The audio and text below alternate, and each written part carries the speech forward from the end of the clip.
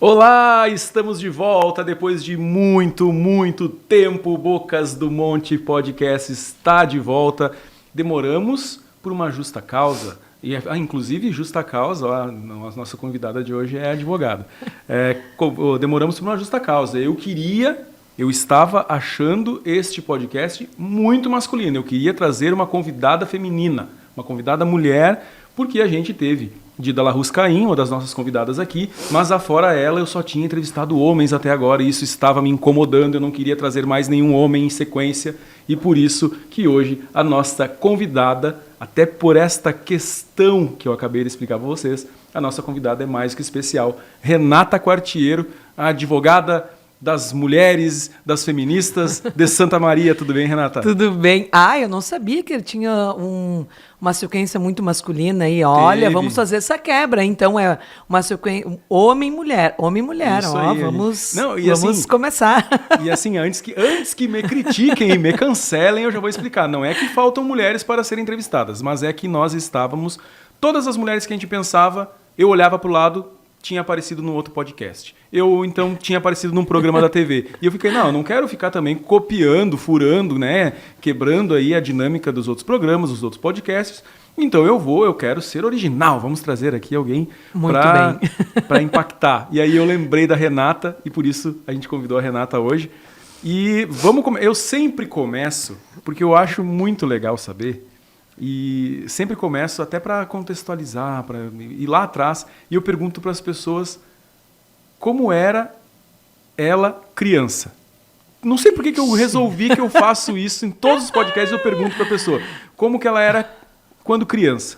Meu primeiro entrevistado foi o Padre Lauro Trevisan, e eu fiz essa pergunta para ele, e a sensação que eu tenho é que ele meio que se não no mau sentido, sabe, mas ele... Nossa, eu achei que ele ia me perguntar outras coisas, eu comecei por isso, sabe? E eu gostei da resposta dele, eu venho perguntando isso para todo mundo desde então. Como que era a Renata Quartiero criança? Eu acho muito legal essa pergunta inicial, assim, até para as pessoas conhecer, e porque depois, quando a gente vai contando um pouco do nosso trabalho, e começam a perceber como a gente é, assim. Eu sou a mesma adulta, fui criança inquieta. A Renata sempre foi muito de energia e brincar, e fazer, e criar, e amigos, e conversar.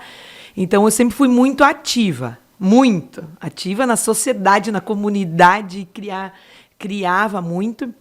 E na época que agora tu me descreveu, Renata Quartiero, advogada, mas eu também sou professora de educação física, né? Eu não posso tirar esse meu mérito, porque essa minha caminhada anterior é que vem também da minha infância, que eu sempre fui muito ligada ao esporte, então como eu era muito de energia, assim, então meu pai e minha mãe disseram, não, vamos ter que colocar ela em alguma coisa, essa guria aí, vamos ter que fazer ela gastar essa energia. Queimar essa energia. Então, eu fui criada numa cidade muito pequena e a gente foi criada brincando na rua, né? E era mais meninos e a Renata lá brincando e a gente brincava muito mesmo, e essa energia toda, e fácil amizade, de esporte. Então, eu era realmente o que eu sou hoje. Não mudou muito? Não mudou muito, não. O que eu era mesmo, de conversar, de fazer amizade, de estar realmente no meio, assim, na rua, e é a mesma Renata de agora. Tu falou que morava numa cidade pequena. Qual era a cidade? Que cidade tu nasceu? Ceuba. Ceuba? Eu já ouvi falar em Ceuba. Uma cidade de 4.500 habitantes, perto de Birubá, Tapera, no meio, assim. Uma cidade pequena. Então, mas me orgulho muito daquela cidade. É uma cidadezinha pequenininha, assim, uma cidade muito bonita, sabe? E uma infância legal, que daí tu brincava na rua, coisas que eu não pude fazer com os meus filhos aqui em Santa Maria, né? A gente tem essas lembranças e nostalgias boas de infância, de brincar realmente na rua. E era aquela... Eu cresci numa rua assim também, né? Que é aquela rua cheia de criança, então todo mundo ia pra frente da casa brincar no final do dia ali e tal. E coisa que hoje em dia não tem mais, né? Não, e Guilherme, é legal que a nossa rua era uma subida, assim, né? Nós morávamos no meio da subida, assim, tinha um quebra-mola. E na época, quando nós éramos menores, não tinha ainda feito a rua com paralelepípedo, com pedra. Então tinha um pedaço que ela era terra, então chovia, era barro vermelho. Tu só enxergava os olhinhos branquinhos das crianças, assim, era a coisa mais divertida do mundo. A gente tem foto até hoje, né, disso. E o legal que a rua era eu, minha irmã de menina, e uma menina mais nova, e todos os outros era só menino. Então tinha o Marcinho, o Marquinho, era todos inho. E a Renatinha e a Leticinha brincando com os guris de bicicleta. Então era... Realmente, nós tínhamos um ambiente ali que as duas meninas e os guris... Era uma infância legal. E aí vieram para Santa Maria quando? Veio criança ainda com os pais ou veio depois? Não. Meu pai e a gente veio para estudar, né? O comum de Santa Maria. O meu irmão passou no vestibular aqui e... O meu pai disse, não, então já que tu passou no vestibular, vai levar tuas irmãs junto. Tipo, teu castigo de vida é tu levar tuas irmãs junto. E minha irmã prêmio, passou no vestibular. Prêmio, tu passou no vestibular. Eu vou te dar o prêmio, meu filho. Exatamente, tem pais que dizem, não, tu vai ganhar uma poupança para depois comprar teu carro. Não, vai levar as irmãs chatas junto. Tem gente que até ganha carro, né? Viu? Passa no vestibular, ganha carro. Não, o melhor prêmio foi trazer. Então a gente foi fazer o ensino médio, eu e a minha irmã, e o meu irmão foi em 96, a gente veio fazer o ensino médio, e o meu irmão veio fazer faculdade. Nós 3. E a minha irmã mais nova ficou lá, nós somos em 4. Então eu e a minha irmã veio fazer o primeiro ano, eu o segundo, e já ingressamos na faculdade, até hoje permanecemos aqui. E daí fez o ensino médio, logo depois, enquanto fazia o ensino médio, decidiu por fazer educação física? Ou teve alguma coisa antes ainda da educação física? Não, aí eu já tinha decidido, porque assim, desde a minha infância, meu pai e minha mãe sempre foram do esporte, incentivaram sempre a gente a praticar. O meu pai também era esportista e fazia, então a gente sempre nós fomos criados na vida saudável. Saudável ficou quando a gente veio para Santa Maria, vir morar sozinho, que passamos no X e cachorro-quente, e Coca-Cola. Então, mas aí eu sempre tive a vontade de ser professora, né?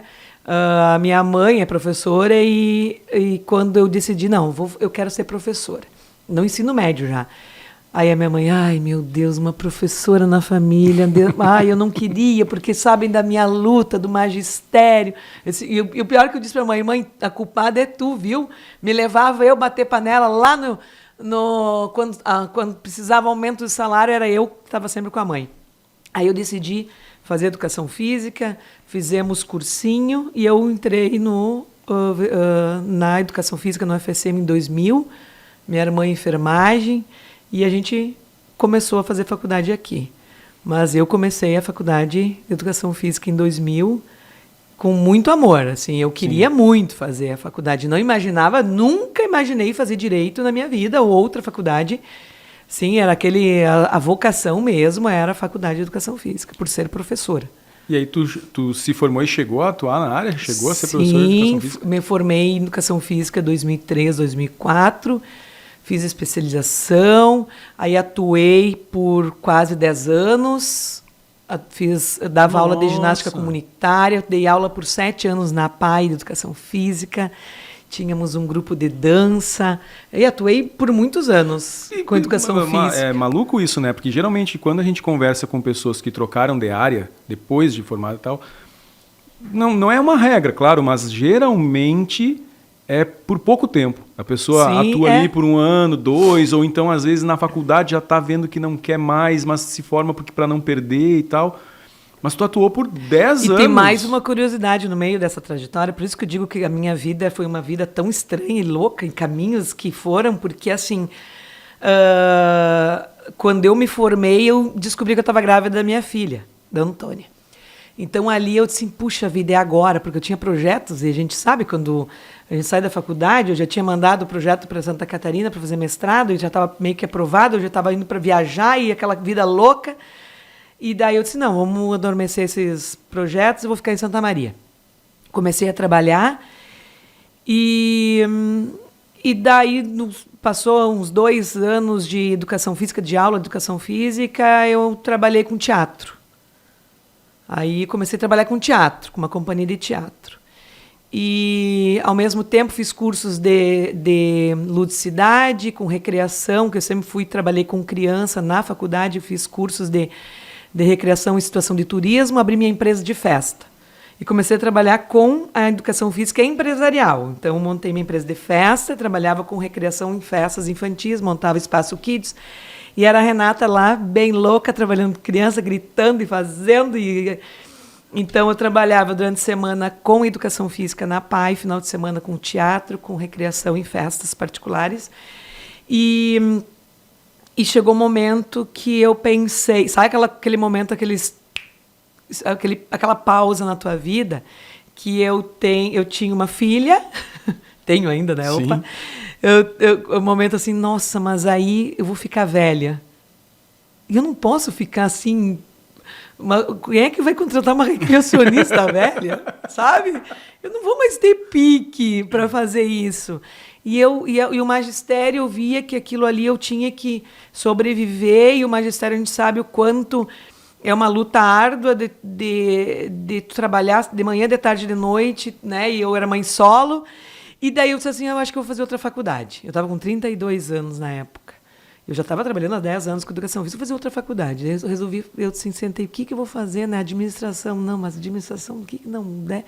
Direito. Aí eu, vou fazer direito. Aí todo mundo, assim. Aí eu pesquisei o que seria legal fazer, e daí meus pais, acho legal de fazer faculdade, outra faculdade, todo mundo, legal. Fui lá e fiz no FN. E aí entrei na faculdade, trabalhava e estudava à noite. Trabalhava durante o dia com a educação física, com as festas no final de semana, e fazia a faculdade à noite. E assim eu fui indo até me formar. E o pessoal, todo mundo apoiou, então? Todo mundo Porque apoiou. É outra coisa que também é rara, né? Geralmente... E duas atividades totalmente opostas. E assim, eu trabalhava, Guilherme, com uma faixa etária, com criança, com alegria, e o direito, ele é aquele parece mais sóbrio, sério, sabe? Então eram muitos opostos, assim. Isso sim, era bem diferente. Mas, ao mesmo tempo, na faculdade, todo o caminho que eu percorri para chegar no direito, eu soube aproveitar muito. Então, se eu tivesse feito a faculdade lá em 2000, eu acho que eu não seria a Renata agora.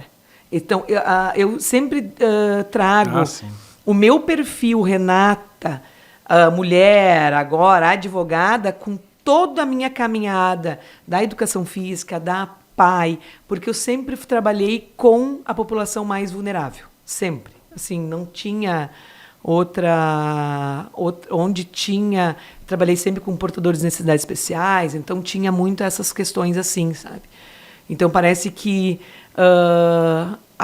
o meu aproveitamento com o direito foi muito melhor com essa minha caminhada até onde eu estou agora. E onde tu está agora?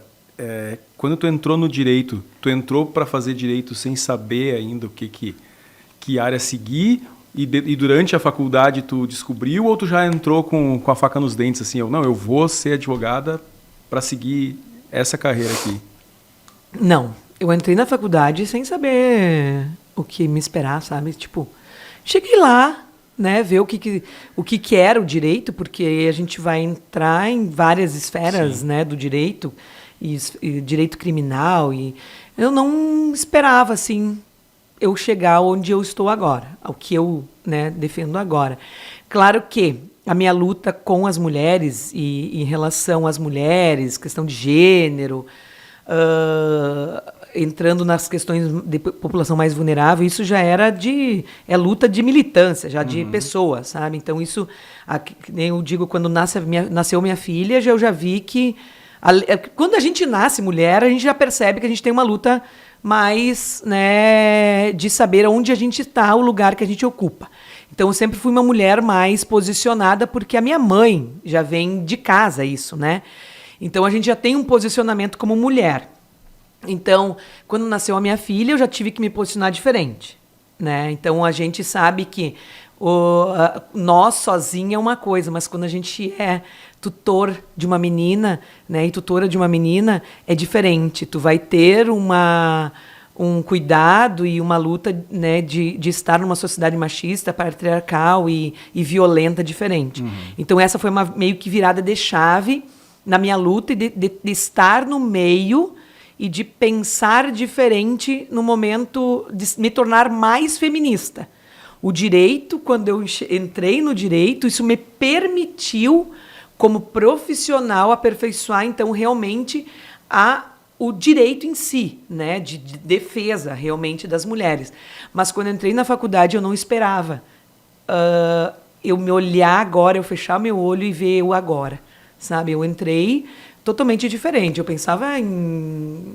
nem sequer imaginava isso, né? Tanto que o meu artigo de TCC, que eu acho que é bem legal eu trazer, eu não tinha nem o que fazer, sabe? Assim, eu pensava, nossa, porque eu gostava de tudo. Porque o direito é apaixonante, porque eu acho que o direito deveria... Todos nós deveríamos estudar um pouco na escola, né? A Constituição, trazer as crianças a saber que aquilo ali é direito, né? Porque tudo na nossa vida é direito, né? Então, a gente pegar um ônibus, a gente ia ter escola, as crianças saber que... E pegar a van é direito, né? Sim. E... Então, é tão legal, porque tu começa a saber e conhecer muitas coisas. Então, para mim, tudo legal. Era legal, era interessante. Mas, assim, quando eu fiz a cadeira do ECA, do Estatuto da Criança e Adolescente, e uma professora colocou um filme, a Daniela Richter. Eu gosto de nominar, porque é uma professora que me marcou muito. E ela colocou um filme que é O Meu Mundo Cor-de-Rosa, que traz uma história de uma criança trans. E a questão de todo um preconceito, de um sofrimento absurdo. E esse dia eu estava numa sala que eu era mais velha da galera, né? Sim. Então imagina lá. Era temporona. Temporona, galera de 20 anos, e essa disciplina era de manhã. Então eu sentei bem na frente, a nerd lá sentava na frente, porque eu acho que eu era meio surda, eu acho. E eu, então, ali ela passou aquele filme e eu comecei a chorar no filme. E eu comecei a ficar com vergonha, eu olhava para trás e todo mundo rindo, e ninguém dando prestando atenção no filme, né? E eu comecei a chorar e saí da sala e aquilo ali me tocou. Eu disse assim, eu vou fazer meu TCC sobre isso. E o meu TCC foi sobre a primeira criança reconhecida no judiciário como criança trans. E foi algo bem impactante, foi algo bem legal, e eu acho que isso a gente tem que começar a trazer mais, né? Isso faz parte da nossa realidade. Então, ali eu comecei a perceber o quanto o direito é importante e quanto nós podemos fazer o diferencial, né? Então, aí foi assim quando comecei a perceber que poderia ser diferente. E daí comecei a trabalhar alguns pontos com mulheres, né? E já comecei a voltar já ao meu caminho para isso. Aí me formei, realmente comecei a trabalhar no escritório. Quando comecei a trabalhar no escritório, começou a vir mais mulheres. Uhum. E daí começou o engajamento maior e eu comecei a estudar realmente essas causas. O que me aproximou das mulheres foi o fato do acolhimento e principalmente de como eu atendo e como eu recebo essas demandas dentro do meu escritório. Voltar só um pouquinho, eu ia fazer uma pergunta lá no início, mas aí eu ia atravessar, que é o seguinte, essa militância feminista e tal, tu acha que pode ter alguma relação? Por que eu gosto de perguntar como que as pessoas eram na infância, né? Porque me chamou a atenção no início da conversa que tu falou assim, e aí era aquele monte de menino e só eu e a minha irmã. Ou seja, e vocês brincavam, imagino eu, brincavam de igual para igual, tu jogava bola, brincava do que eles estivessem brincando, vocês brincavam. Então tu já cresceu com essa ideia de que eu não sou diferente de nenhum menino, entendeu? Eu posso tudo que eles podem. Isso, tu acha que isso foi que construiu a tua militância? Porque é uma coisa que eu noto, assim, as meninas que brincavam com a gente, de jogar bola, jogar taco e tal, esconde-esconde, elas tinham depois quando cresceram, elas tinham outra cabeça, diferente daquelas meninas que não se misturavam com a gente, ou que as mães não deixavam se misturar com a gente, né, que brincavam mais de boneca, que focavam na história do casamento e tal. Eu noto isso, notei isso, mas a minha amostragem é muito pequena, não posso afirmar que isso tem relação, tu entendeu? Mas tem relação, por isso que quando eu digo assim, a Renata da infância é a mesma agora, tem muito isso. Porque daí o que nós tínhamos essa vivência, né? E muitos meninos dizem, enxergavam a Renata igual. A Renata pode brincar né, com o que a gente está brincando. Tanto que quando a gente fazia os bodoque lá, e os guri faziam pra gente também, isso não teria, sabe? Então, isso tem sentido, sim.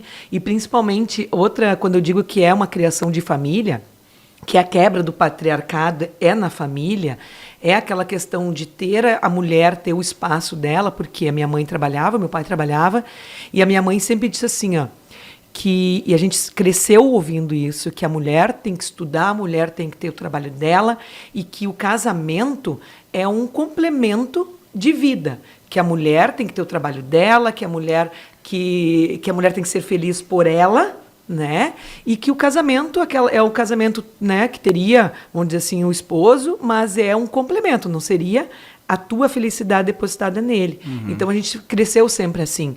Então tu estuda, tu batalha, e quando você casar, tu vai ter a tua família, mas aquilo ali tu também construiu, né? Então a gente cresceu muito assim. Então a minha militância eu acho que foi desde a infância, né? Então a gente foi criada assim, e a minha filha também foi criada assim, e o meu filho está sendo criado assim, né? A questão de brincar com brinquedo de menina, não existe brinquedo de menina. Existe brinquedo. Tanto que eu digo assim, atualmente diz assim, por que as meninas não podem jogar bola? Por que brincadeira de menina é muito mais legal? Por que as meninas nas festas têm que ir de saia, não pode botar um short? Agora, ultimamente, eu comecei a perceber que as mães colocam um short embaixo da sainha. Por quê? Porque as meninas têm que ficar mais à vontade para brincar, para se divertir. Porque a menina não precisa ficar só na estética, na beleza, aquela questão do corpo, né? Porque aí a gente começa a ter essas visões de a menina tem que estar bonitinha, tem que cruzar as perninhas, ela não pode estar no pula-pula, porque ela tem que estar, né, num ambiente mais comportado, e a menina não precisa estar assim, a menina tem que brincar, a menina tem que se desenvolver.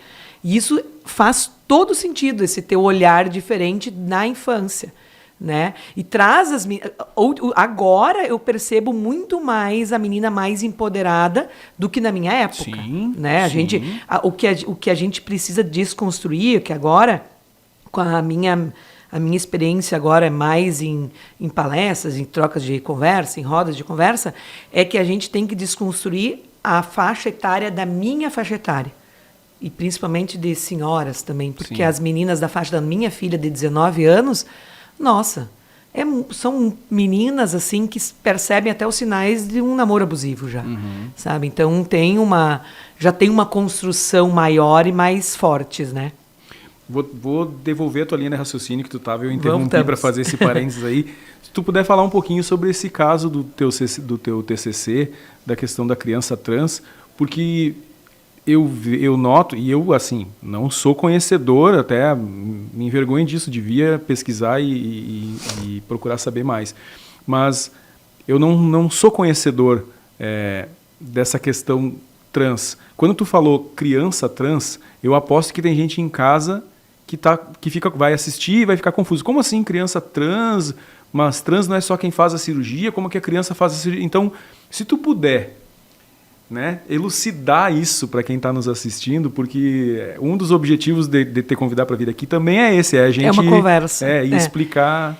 Guilherme, até quando eu posso, eu trago essa questão porque é tabu, né? A gente sabe o quanto é difícil trazer essas questões sensíveis para a sociedade, mas a gente sabe que existe e é tão importante. Por quê?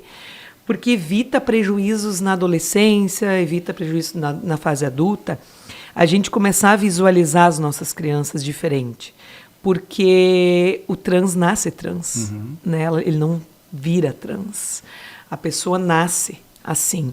Então, quando a gente tem a possibilidade de falar, é isso.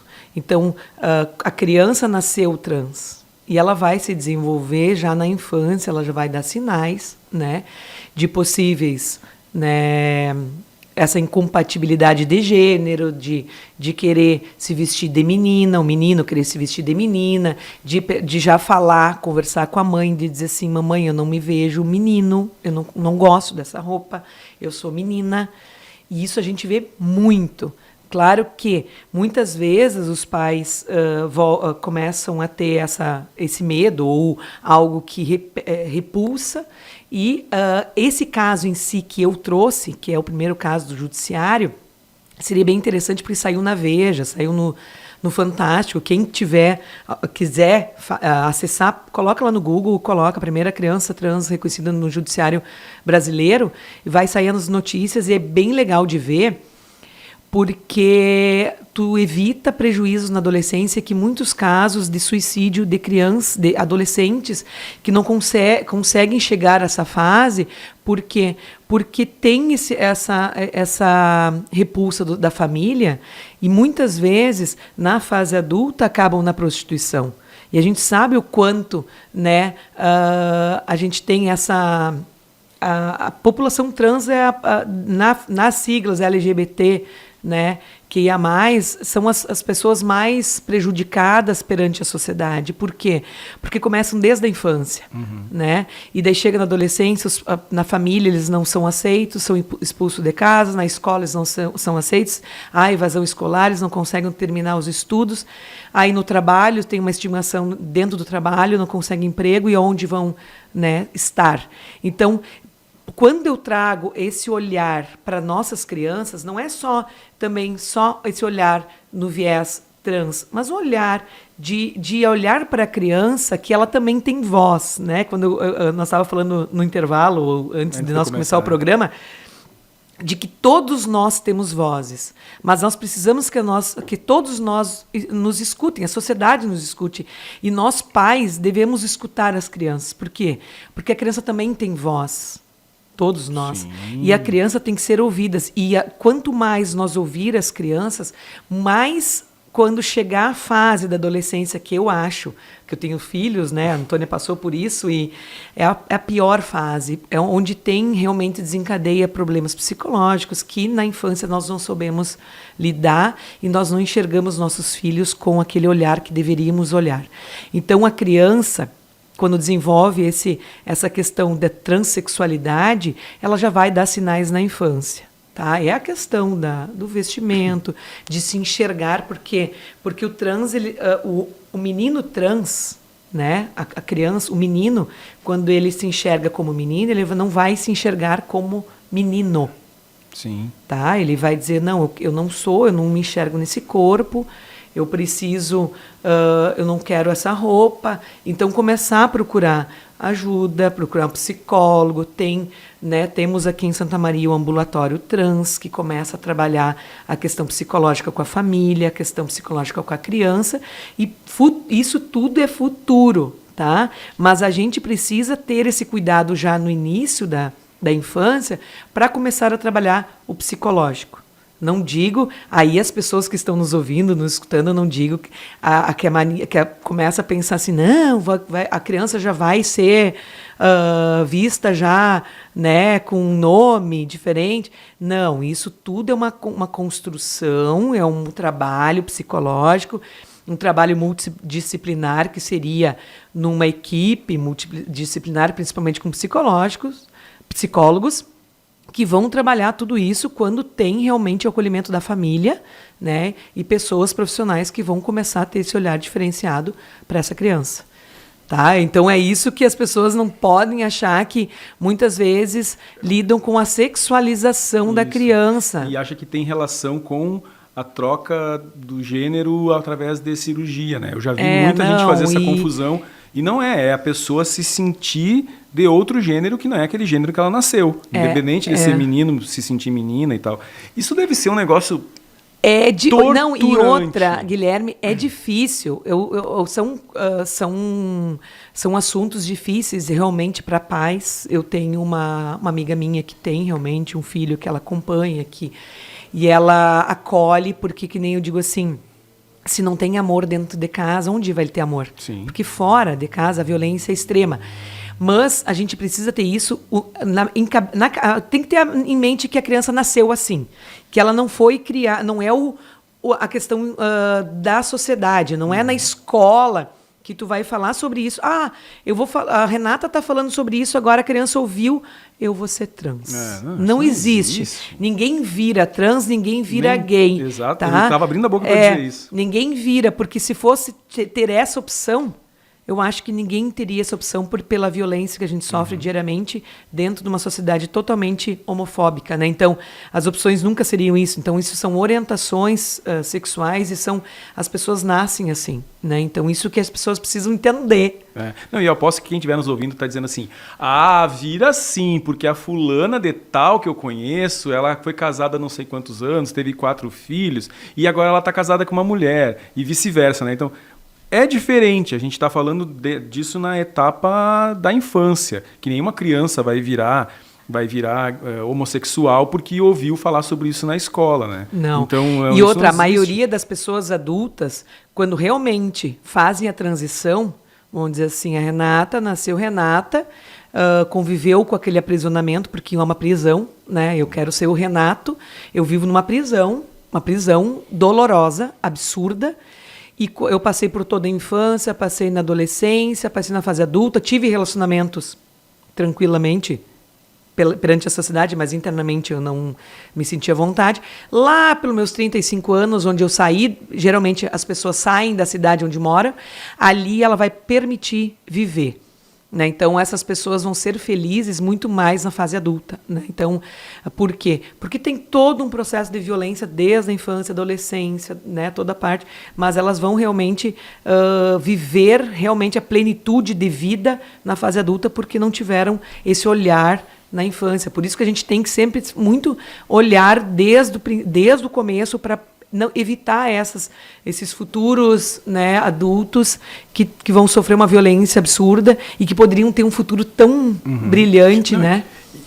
Eu estava falando que é um negócio, deve ser uma coisa torturante, e aí eu não consigo entender, eu procuro não julgar ninguém nunca, mas quem julga ou quem minimiza a questão do trans ou do homossexual, a pessoa ela não consegue olhar para dentro de si. Vamos pegar o caso assim daquele senhor dos 60 anos, heterossexual, que a mulher dele fala assim, que é convidado para ir numa festa, num evento, e aí tem que botar um terno e gravata, e aí ele aparece lá de abrigo de futebol, que é muito comum, né? E aí a mulher dele vai lá e vai falar assim, não, mas é que o fulano não tem jeito, ele não usa outra roupa, ele não coloca terno, ele se sente preso, ele se sente mal. Aí esse tiozão, que não se permite colocar uma gravata na situação adequada, quer criticar uma pessoa que está presa dentro de outro corpo. Então assim,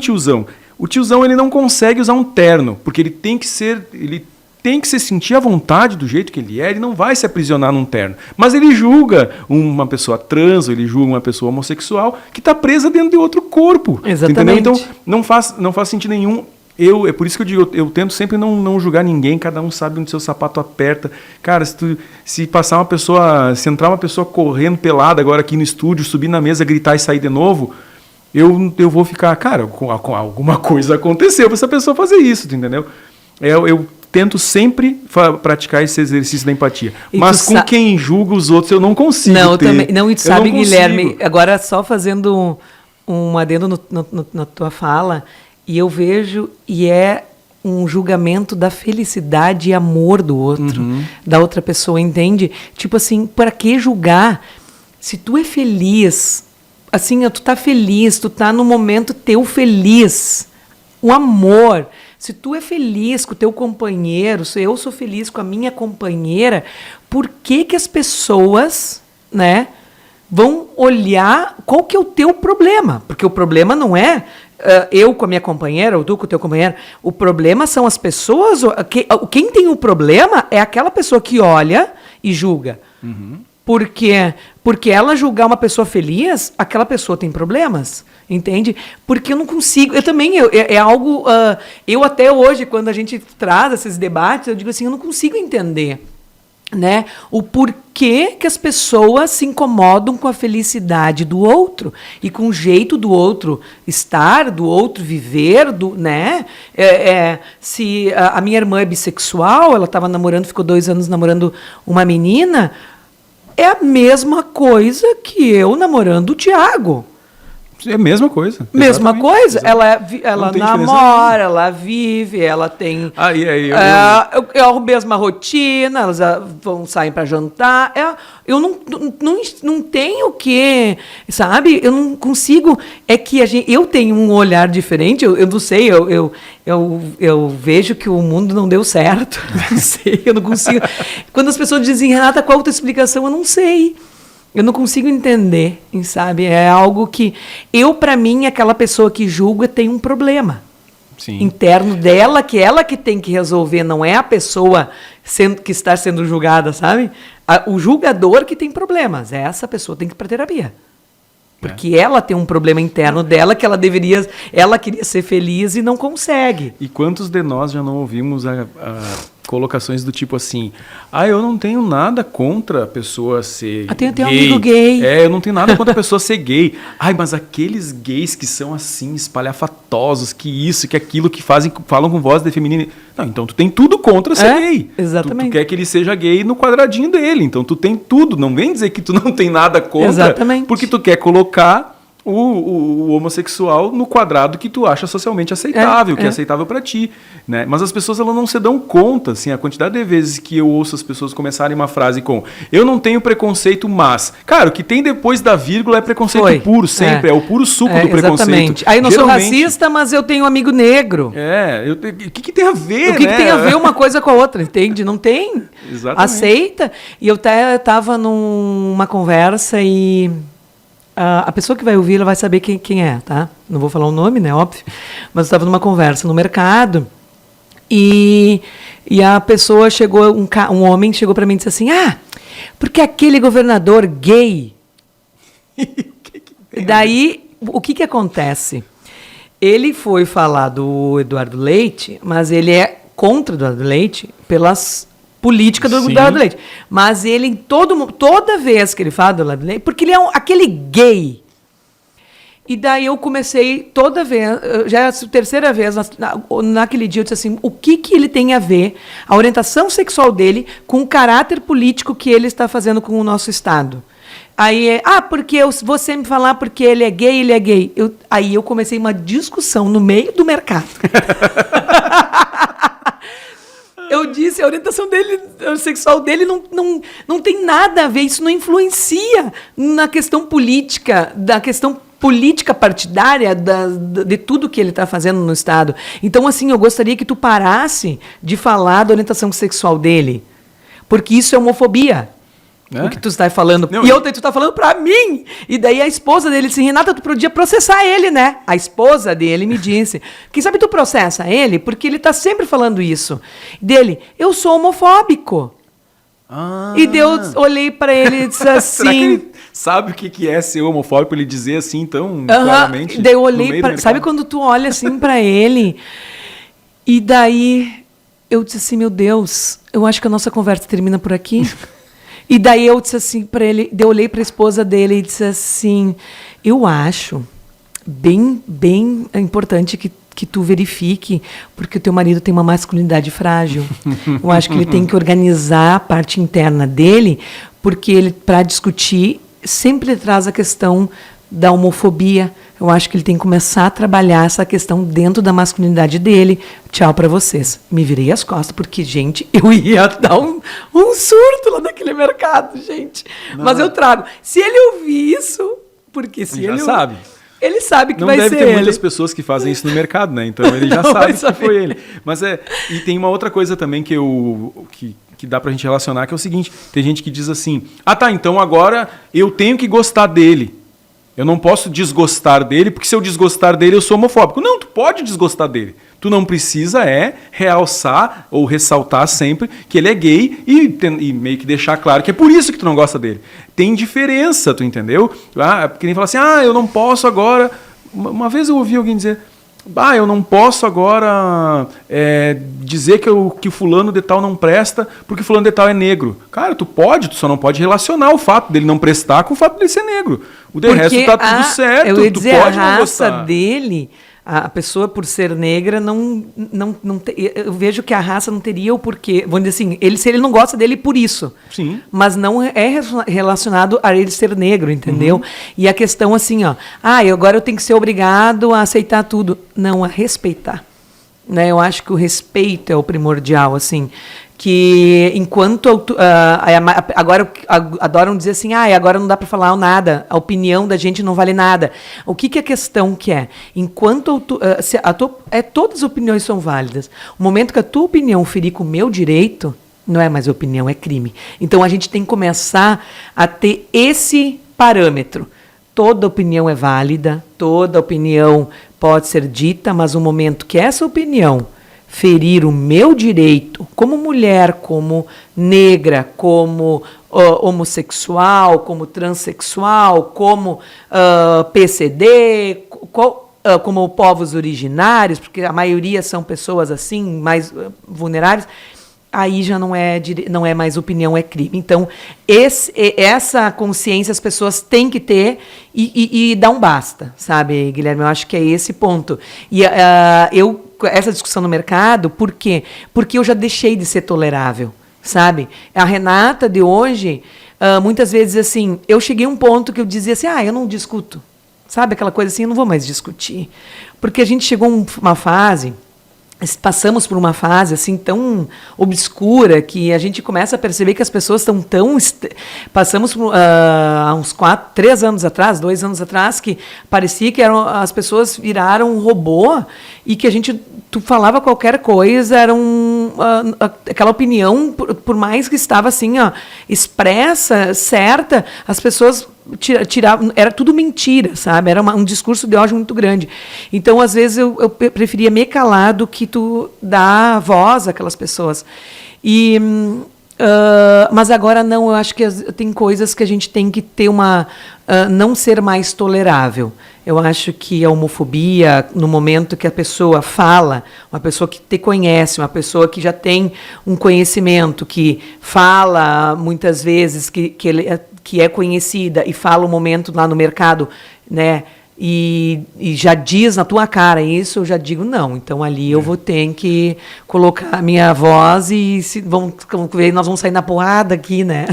Eu tenho notado um movimento assim que é um pouco estranho também, que é o seguinte: tem essa questão das minorias, tu acabou de falar, e até nem sei se ainda você usa esse termo, senão o Zato me corrige no ar, não tem problema nenhum. Mas, tipo, essa questão das minorias, né? Tu acabou de citar várias minorias, os negros, as mulheres, os povos originários, fica à vontade. E aí eu noto que tem lá o branco, o hétero, que é a maioria, ele está começando a se colocar como minoria. São tantas minorias juntas que, no fim das contas, quem é minoria sou eu. Eu é que sou oprimido, porque agora tem... Tu não está notando esse movimento aí? Sim. Então, agora, o cara bater no peito e dizer... Eu sou homofóbico. Pelo amor de Deus, não vai cortar isso fora de contexto aí, né? Eu dizendo que eu sou homofóbico, não é o caso. Mas o cara falar no meio do mercado, bater no peito e dizer eu sou homofóbico, é meio que uma reação. Parece com orgulho daquilo, uma né? reação dele assim, hoje em dia todo mundo agora tem que dizer amém às minorias e tá aqui, eu sou um reacionário e eu sou contra isso e eu sou homofóbico ou eu sou racista. Eu estou notando esse movimento, assim, sabe? Não sei se é uma impressão minha, mas eu estou percebendo que tem gente que está meio que se revoltando contra o mimimi, que tem gente que chama de mimimi, essa luta, essa militância por direitos iguais para todo mundo, né? E eu não sei como que tu enxerga isso e se tu... Pelo que tá me dizendo, sim, tu enfrenta isso várias vezes durante o teu dia a dia, né? Na verdade, isso vem do nosso querido presidenciável, né, anterior.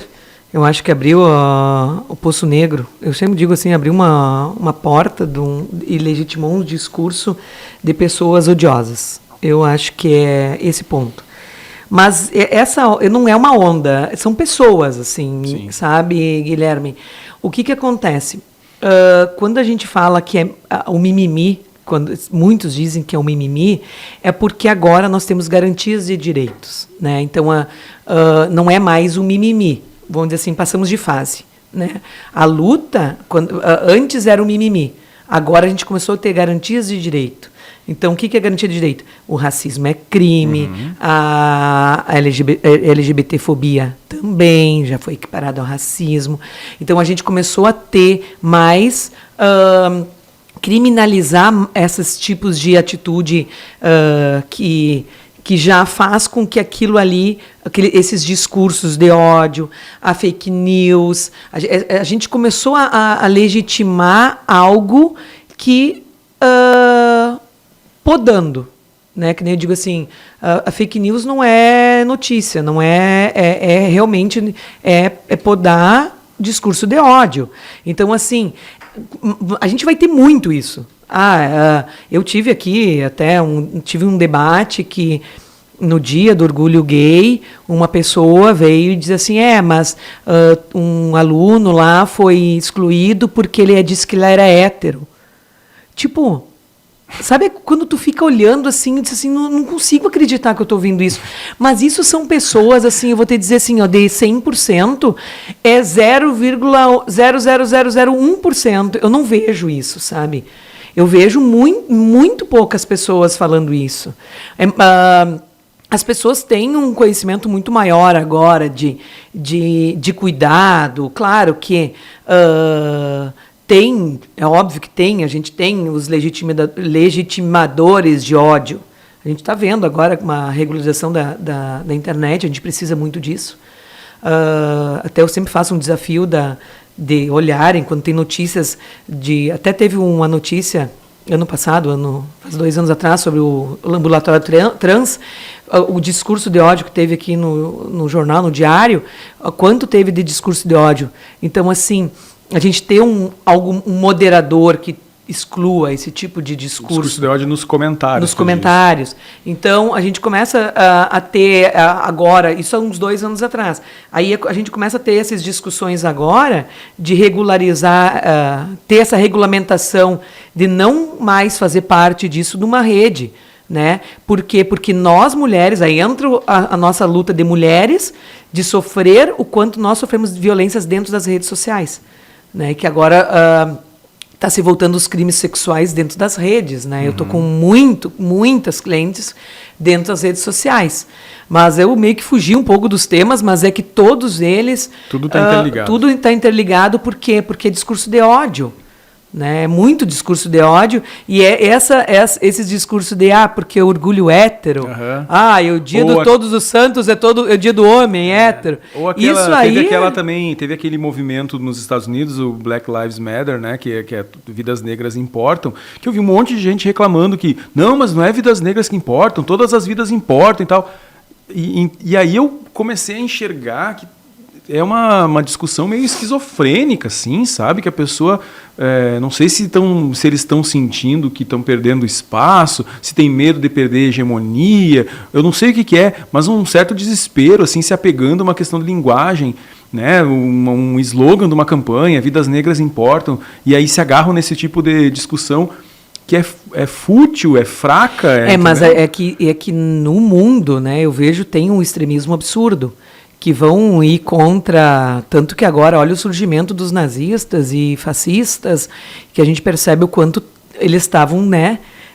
Tu não percebia isso dentro da... As redes sociais ajudaram muito para fazer com que eles... Exatamente, mas até eu trago um conceito que é tanto... o conceito de feminismo, né? E nas minhas falas eu sempre trago isso, porque eu te pergunto, quando tu diz assim, quando vê uma mulher dizer assim, eu sou feminista, qual que é a tua primeira impressão?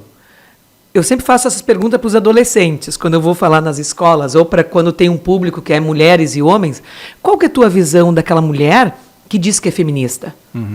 É a louca, a histérica, a peluda, que não depila o sovaco, que quer ser melhor que o homem, que é Maria João, mas não é isso.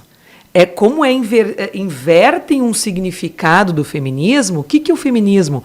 É o que eu estou fazendo aqui.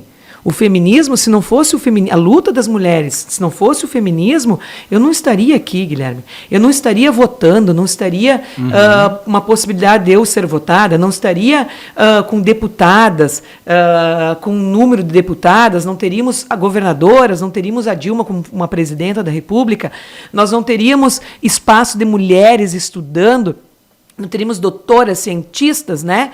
Então, o que a luta feminista é igualdade de oportunidades. A gente não quer ser melhor que o homem. A gente quer ter oportunidades igualitárias, igualdade de direitos e oportunidades, que é o quê? Eu estar num ambiente de trabalho igual o teu, mas eu, por ser mulher que engravido, eu ser podada, entende? Então, ou ser vista numa entrevista de emprego com uma mulher, por quê? Ela é bonita, ela tem... Não, isso é tão claro, só Renata, que não é claro para ti. Não, mas claro, as pessoas têm aquela mulher, e eu quero trazer essa questão, porque é esses tipos de discursos que a gente tem que tirar, né? A gente precisa que as pessoas enxergam essa luta das mulheres diferente. Que a gente não quer destruir os homens. Não, para né? os homens, por exemplo, que principalmente essa questão da entrevista de emprego, né?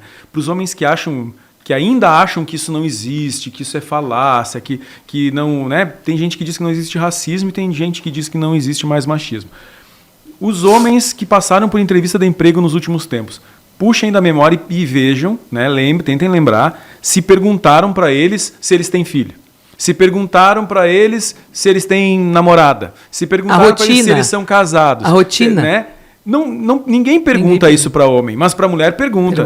Tu é casada? Tu tem relação? Mora com alguém? Me perguntaram numa entrevista. Pergunta ou não perguntam? Cara, não pode perguntar, não é para perguntar, mas eles perguntam. Por quê? Porque isso pesa na hora de contratar a mulher ou não. E entendeu? O mais legal, Guilherme, e quando vai fazer a entrevista, porque eu tive uma oportunidade de emprego como advogada, numa mesa, era eu e um outro homem. E quando eu entro na sala, eram 10 homens para me entrevistar. E me botaram na ponta da mesa. Tá? E me perguntaram se eu tinha filhos, qual era a rotina, né? Estado civil, tudo me perguntaram. Quem foi contratado é o homem, óbvio. Uma sala com 10 homens, tu acha que eles vão contratar uma mulher? Uma mulher. Vão. Porque daí depois ela sai da sala e o comentário é assim, gostei dela e tal, mas... daí o dia que o filho ficar doente, ela vai no médico e tal. Os meus contratantes, por exemplo, estão ferrados, porque quem leva as crianças no médico sempre que acontece um problema sou eu. Não tem jeito, entendeu? Tem muita... Se perguntasse para mim, daí eu já... E eu tava bem faceira, porque o meu concorrente, ele fazia 10 anos que tinha parado, tinha se formado, e ele estava em outro emprego, um emprego qualquer, que não era voltado à advocacia, e eu estava fresquinha, sabe? Aquela coisa assim, sangue nos olhos para começar a trabalhar, e ele ganhou um emprego. Tudo bem. E isso, para mim, todas essas experiências, quando eu tenho essas experiências, são todas motivadoras. A gente até assim, pensa, tipo, puxa vida, sabe? Mas são todas elas motivadoras, e quando eu tenho oportunidade para dizer para as jovens advogadas, assim, quando acontecer isso, tu olha para frente e diz assim, tem outras oportunidades e tu vai brilhar. Mas, assim, não baixa a cabeça para ninguém, né? Tu é igual, tu tem a tua capacidade, são essas oportunidades que vão fazer com que tu levante mais a cabeça e busca mais, né? Essa busca de trabalho. Então, Vamos voltar lá porque tu estava falando do teu escritório, quando tu abriu o escritório e a gente foi abrindo gaveta e foi parar lá no... né?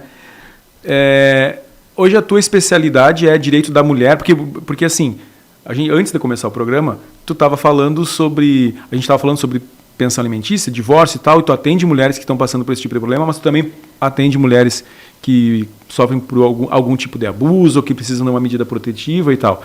Então, é direito da mulher a tua especialidade? E aí fala um pouquinho sobre o teu trabalho e o que tu encontra, o que aparece, o que cai no teu colo no escritório. Na verdade, eu abri o escritório, eu sempre trabalhei com direito civil, eu sou especialista em direito civil e processo civil.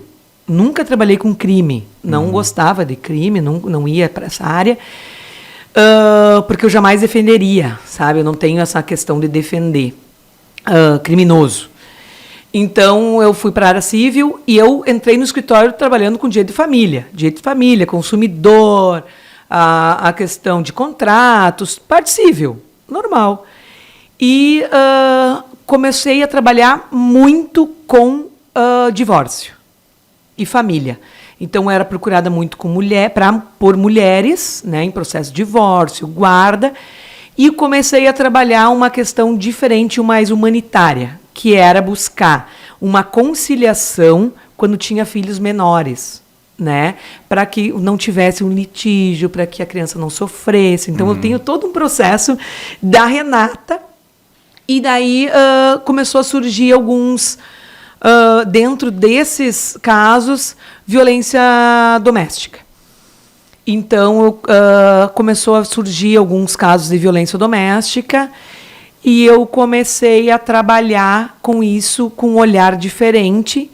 E realmente, assim, foi um ponto-chave, que foi uma cliente minha que sofreu uma violência grave.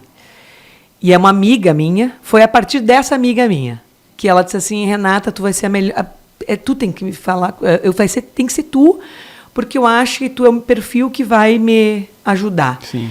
E que foi um caso bem aqui em Santa Maria, que até ele foi preso. São três clientes, uma buscou a outra, e ele foi preso. E foi assim, foi ali que eu disse, vai ser isso, e eu vou começar a trabalhar. E eu, como foi um caso que realmente eu me dediquei, eu tenho um tratamento diferenciado com a mulher, que é um acolhimento diferente, porque a gente precisa disso. Começou a vir mais mulheres, e realmente elas se sentiram acolhidas. E eu comecei a trabalhar, aí eu fiz uma especialização realmente em Maria da Penha, e comecei a trabalhar com direitos das mulheres, com especialidade em violência doméstica, Lei Maria da Penha. Só que aí, com essas violências, começaram a surgir outras violências, né? Que eu comecei a me deparar e eu... Sabe aquelas violências que tu só enxerga na televisão e que tu não imaginava que isso iria surgir em Santa Maria? E quando começa a surgir em Santa Maria, eu começo a ter mais medo, assim, porque a Santa Maria é grande, mas ao mesmo tempo a gente pensa que parece tão pequeno, né? Parece uma colônia. E começou porque assim, né, Guilherme, as mulheres, quando se sentem acolhidas, quando a gente tem um trabalho e uma luta realmente, as mulheres passam para outras, né? E daí teve um caso que...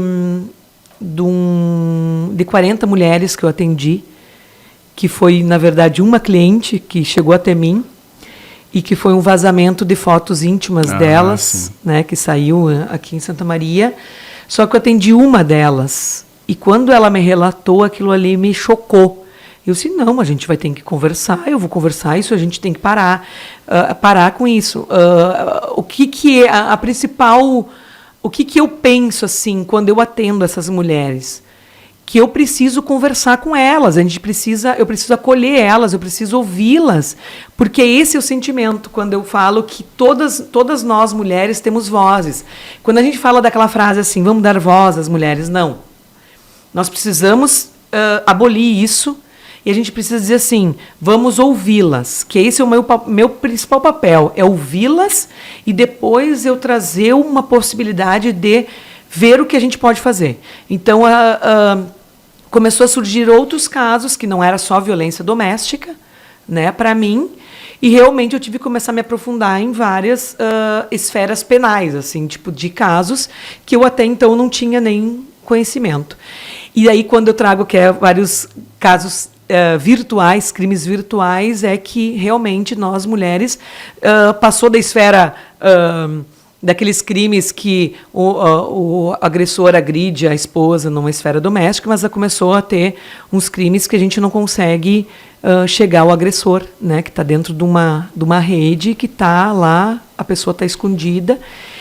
Então, começou a vir esses crimes, e foi através desse acolhimento que eu tive com as meninas. E, a partir disso, indicações de outras mulheres e casos de estupro de vulnerável.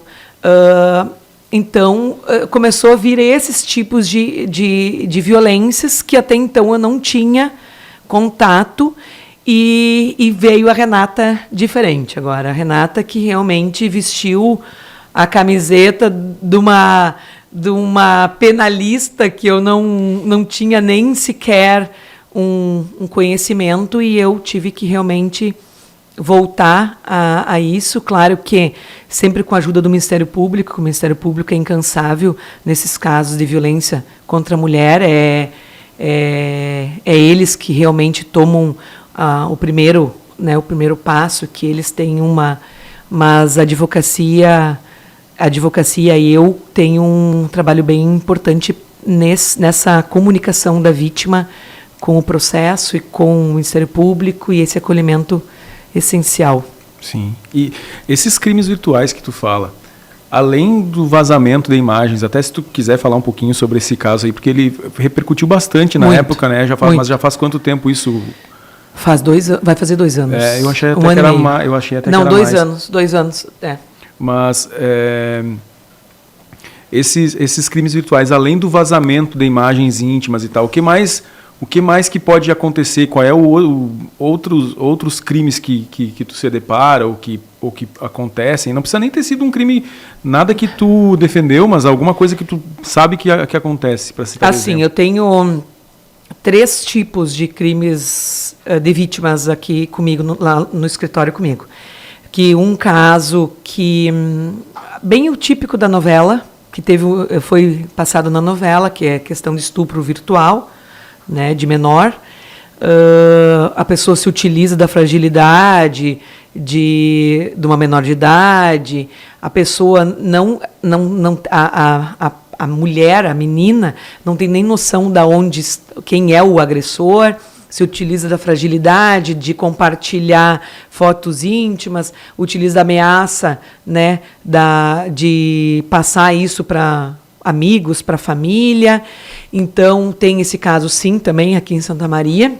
Nesse caso, está sendo investigado pela Delegacia de Criança e Adolescente, já foi identificado já o agressor, mas é bem difícil de identificar. São casos assim. O que acontece? Nesses crimes virtuais, se chega...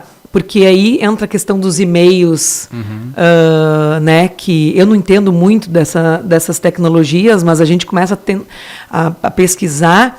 Mas esse crime foi identificado, o agressor lá no Rio de Janeiro, já está sendo providenciado. Isso foi uma ajuda quando é criança, adolescente, quando é menor de idade. Tem uma quebra. O Google, o Twitter, essas redes, eles têm uma ajuda da questão do judiciário, que faz essas medidas de quebra de sigilo do e-mail. Então, é favorecido, então, por ser menor de idade, então é melhor, é mais rápido. E tem um caso que a gente tá sendo muito difícil de resolver, que a menina teve o Facebook hackeado, e ela tem um namorado de muitos anos, é o único namorado dela, e elas compartilharam fotos íntimas no Facebook. Por mensagem. Eu sempre digo, isso não é crime, gente, tá? Compartilhar fotos íntimas com o companheiro, com qualquer pessoa, não é crime. Crime é pegar essas fotos e compartilhar com outras pessoas, tá? Então, isso não é crime.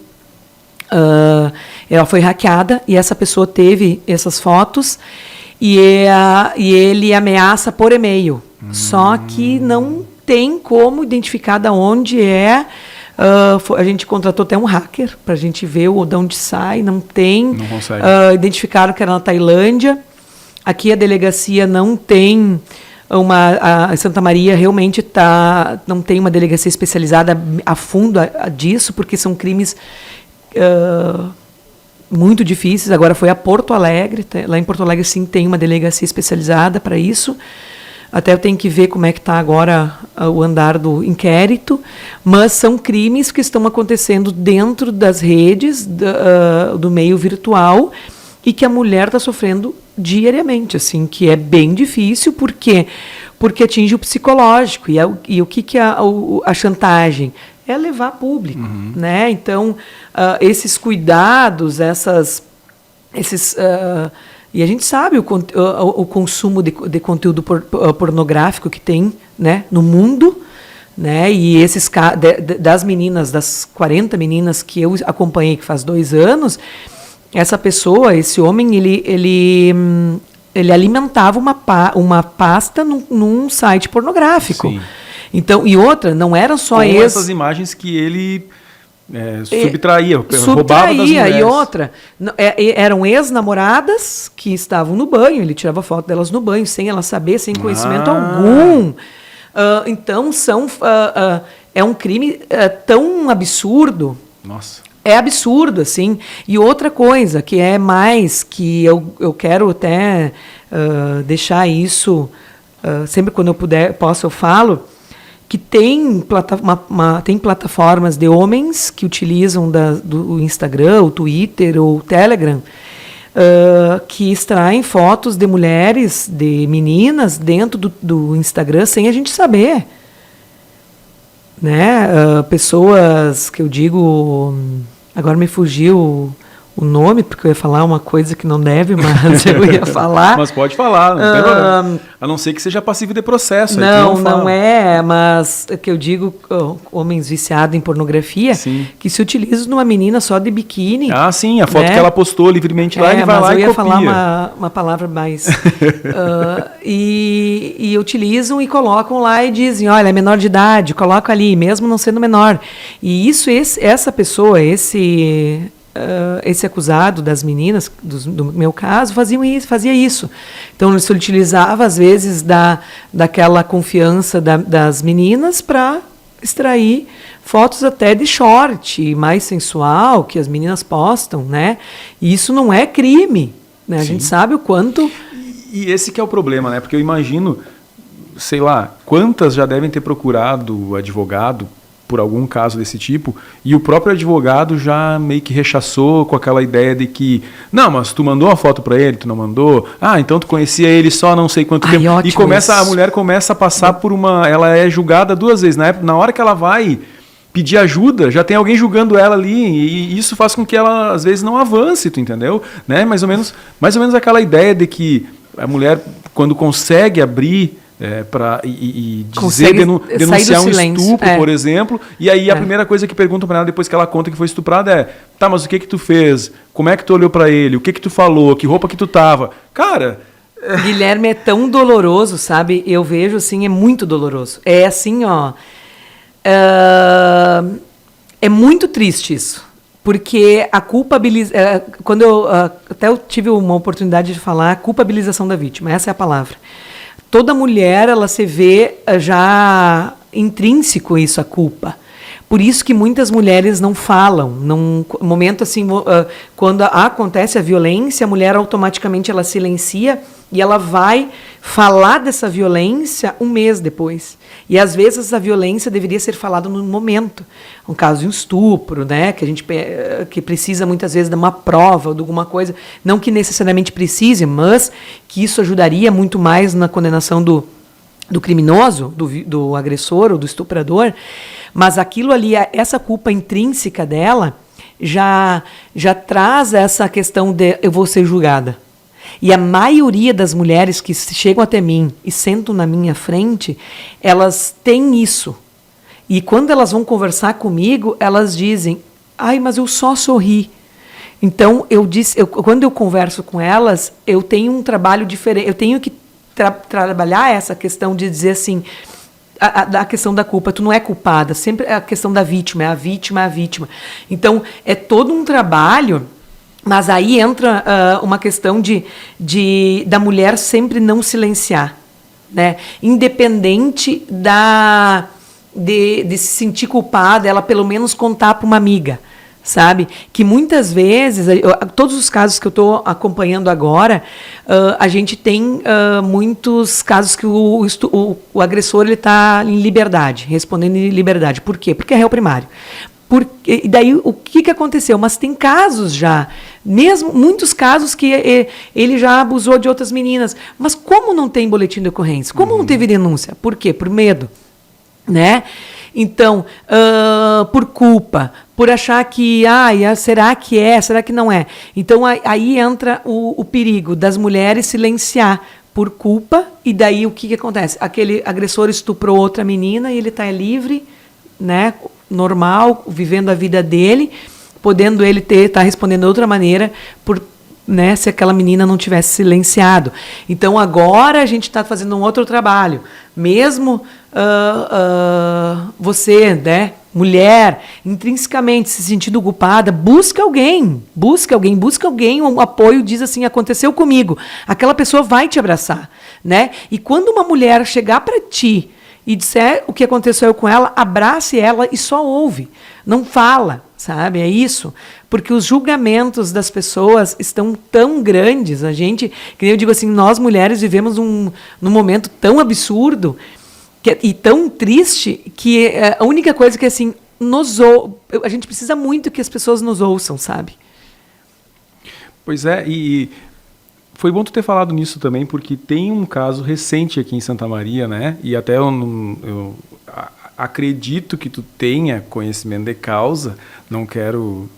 que é da menina, da menor, que foi... E aí eu queria que tu explicasse, até nem vou usar o termo, porque eu não sei se é esse mesmo, mas é uma menina de 15 anos que foi assediada ou estuprada ou violentada, daí eu não sei qual seria o termo certo para esse caso em si, por um fotógrafo dentro da igreja. 17 anos. 17 anos, perdão. Se tu puder falar um pouquinho, porque ele está respondendo em liberdade, né? Tá respondendo em liberdade. Sim, eu sempre trago o exemplo do Daniel Alves, né? Sim, eu ia te perguntar também sobre isso. Eu trago esse exemplo quando aconteceu do Daniel Alves, ele foi preso. Eu digo assim que a gente não precisa podemos trazer esse exemplo de Santa Maria, né? O Daniel Alves, a rapidez dele foi porque tem o protocolo, né? Mas aqui no Brasil a gente tem essa rapidez também, quando é preso em flagrante, quando é feito todo o acompanhamento, quando é levada a vítima à delegacia, ela vai fazer os exames né, encaminhados pela delegacia, que é na ML, faz todos os exames, vai até ao USM, quando houve estupro, né, a palavra da vítima é essencial, foi feito tudo.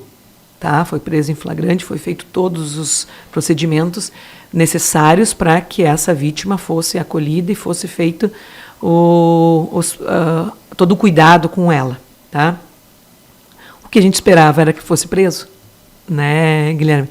Então tem a questão das nossas leis. Isso a gente não tem o que esperar, né? Muitas pessoas me questionam, Renata, mas como ele tá solto, mas temos as leis, temos a questão de réu primário, tem emprego, tem endereço fixo, né? Não tem perigo para a sociedade, mas a gente sabe o quanto um estuprador tem perigo para a sociedade. Por quê? Porque a gente sabe que o estuprador tem estudos que sim, que ele é são atitudes recorrentes. Se ele estuprou uma menina, ele estuprou outras. Tem isso, sim. Tem estudos, a psicologia traz isso, né? Então, mas é muito difícil, principalmente para nós, que mulheres, e principalmente para mim, advogada, e principalmente para a vítima. Porque o que a gente enxerga? Enxerga que a vítima é presa. Está presa. Sim. Por quê? Porque ela passou por uma situação de violência, né? Ele está solto, ele está trabalhando, ele vive a vida dele normalmente, viaja, faz a vida dele normal. Ela passou por um trauma absurdo, né? Ela deixou de trabalhar, ela tem uma rotina só de escola, escola, a igreja e casa, né? Aos poucos, realmente, ela está tentando reconstruir a vida que ela tinha de amizades e coisa, mas é uma situação muito complicada de tu poder olhar para uma situação dessa e dizer sim, porque muitos dizem assim, que justiça é essa, né? Mas aí entra a questão do Daniel Alves, que é seria o mesmo exemplo. Ele foi preso, ele ficou muito tempo preso. Claro que agora ele vai, né, responder, pagou a fiança, vai entrar com recurso. No Brasil tem inúmeros recursos, né? Ele vai responder em liberdade, ele está respondendo em liberdade. Mas é isso. Mas não sei se tu pode falar, tá? Se não puder, não tem problema, me fala e a gente a gente muda de assunto. Mas assim, eu dei uma lida sobre o tema porque me chocou por ser em Santa Maria. Mesma coisa que tu falou, né? Pô, mas aqui em Santa Maria, e pelo fato de ela ser menor de idade e tal, eu tenho filha menina, eu me preocupo, eu sempre brinco com todo mundo que o presente de 15 anos da minha filha vai ser uma taser, que eu vou dar uma taser para ela de 15 anos e tal. É brincadeira, assim. Eu disse spray de pimenta, dizer pra minha filha. Spray de pimenta tem que mirar muito, vai que não dá pra jogar na cara. Então é taser em qualquer lugar, ele já cai duro, entendeu? Pronto. Aí, então eu sempre brinco com isso. E eu fui ler, só que eu percebi que na imprensa não tem muito detalhe. Inclusive eu até titubeei aqui um pouco antes de perguntar, porque não ficou claro, pelo que a gente acompanhou na imprensa, se foi mesmo um estupro, ou se foi só um assédio, ou se foi uma tentativa, o que aconteceu. Tu pode explicar pra gente ali, relatar, claro que sem nome, sem detalhes sórdidos, sem nada, mas o que aconteceu nesse caso, e se tem relação com o fato de ele estar solto, porque na minha visão, eu que não sou advogado, não sou leigo no assunto, pô, é menor de idade, ele usou de uma posição privilegiada, digamos assim, que ele tinha, né, um acesso privilegiado que ele teve à menina, e mesmo assim, só porque ele é réu primário e tem emprego e endereço fixo, que é o quê? 70% da população tem, tu entendeu? Aí ele está solto, isso me chocou um pouco, se tu puder trazer mais detalhes, não sei se tu pode. Na verdade, choca todos, né? Mas foi consumado. Tá? É estupro. Ele está respondendo por estupro. A denúncia é estupro. Tá? Eu até nem vou levantar muito como aconteceu, sim, porque eu acho que...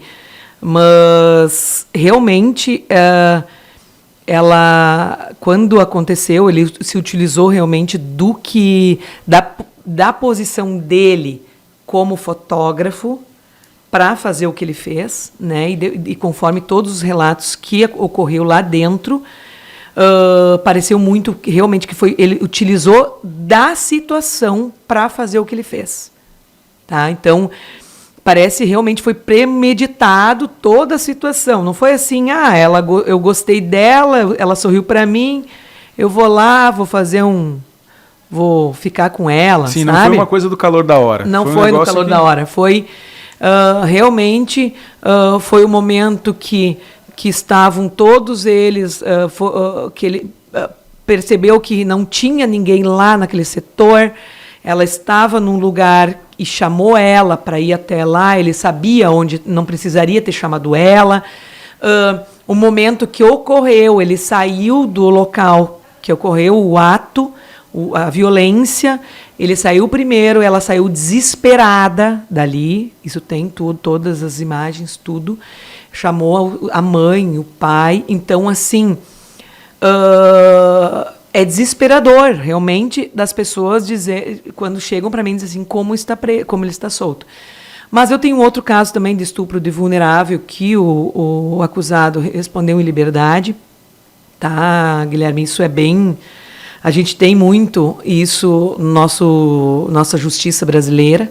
Tá? Nós temos vários recursos, diversos recursos, que pode fazer com que um criminoso condenado a júri, como o assassino da Betânia, que é a irmã do Marcelo Furlan, que é meu sócio, ele matou ela, deu 5 tiros na cara dela, a ex-esposa, fez feminicídio, foi condenado no júri e respondeu em liberdade, ficou 9 anos solto, foi condenado, ficou 9 anos solto, trabalhando, passando na frente da casa da família. Então, são crimes, são indignações, são questionamentos que a gente não tem ainda como... Eu não tenho como eu te responder, porque eu também tenho essa sensação de injustiça, sabe? Mesmo eu sabendo que nós temos diversos recursos, eu como advogada, a gente pode se utilizar de muitos recursos. A gente pode se utilizar mesmo condenado a júri, tu pode... vai responder em liberdade, a pessoa vai lá, agora sim ele está preso. 9 anos depois, ele está preso. Sim. Né? Então, agora a gente teve uma notícia que ele estava solto, mas como assim? Então, sabe aqueles inúmeros recursos, e isso tem que ser modificado dentro do Código Penal, dentro das nossas leis brasileiras. Isso não é... não somos nós, não somos, né, advogados ou, né, pessoas assim que vão ter explicações para isso, mas os advogados vão utilizar de tudo que puder utilizar para o teu cliente, né, porque está sendo pago para isso. Mas a indignação fica. Eu sou uma pessoa que realmente, eu sou uma... por isso que eu não entrei na área criminal do outro lado, né, de realmente estar como uma defensora da... Né, eu tenho a questão mais assistente de acusação e pego casos assim diferentes do outro lado da acusação, porque eu também tenho essa questão da injustiça, né, porque justiça é um sentimento que eu sei que a gente vai ter que lutar muito, né? Então, mas eu acredito muito no que a gente, na palavra da vítima principalmente, porque que é esse o principal. Até hoje ela diz para mim que ela não se calou, né? E isso é o mais importante. Ela disse assim, Rê, ela me chama de Rê.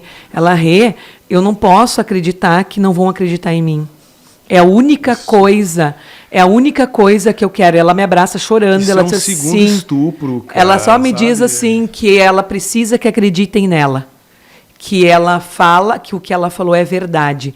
Então, esse sentimento que a sociedade diz que porque ele está solto, eu também quero e vou trabalhar e nós vamos batalhar, porque a palavra dela é verdade e a palavra dela é essencial para que ela seja condenado futuramente, e ele vai ser condenado. E assim esperamos.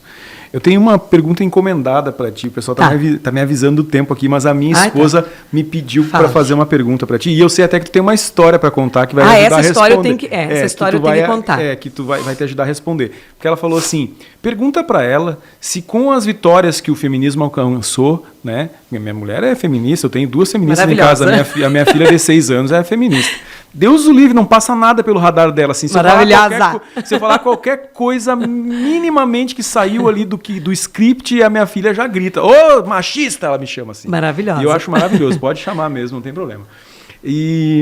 Porque daí tu vai começar a ter essa reflexão, vai ser corrigir. Claro que sim. Porque não muda da noite pro dia, sabe, Guilherme? Isso está enraizado. Claro que não. E é aquela coisa, eu vou pagar aqui de bom moço e dizer que eu não sou machista? É claro que eu sou, em alguma, mas eu me policio o tempo todo, eu penso, eu reflito, tu entendeu? Tem várias coisas que eu faço e que eu penso, eu acho que isso aí eu não... Mas tá errado. Esse é o ponto. E aí eu cuido para não fazer mais, entendeu? E pronto, ninguém nasceu, porque o que é aquela questão que a gente chama de machismo. A gente não, existe o termo, né? Machismo estrutural. Então, assim, é uma estrutura que te formou machista. Então, agora tu tem que lutar contra isso. Não adianta só tu bater no peito e dizer que, não, eu não sou. Todo mundo é. Tem mulher machista, tu entendeu? Porque é estrutural.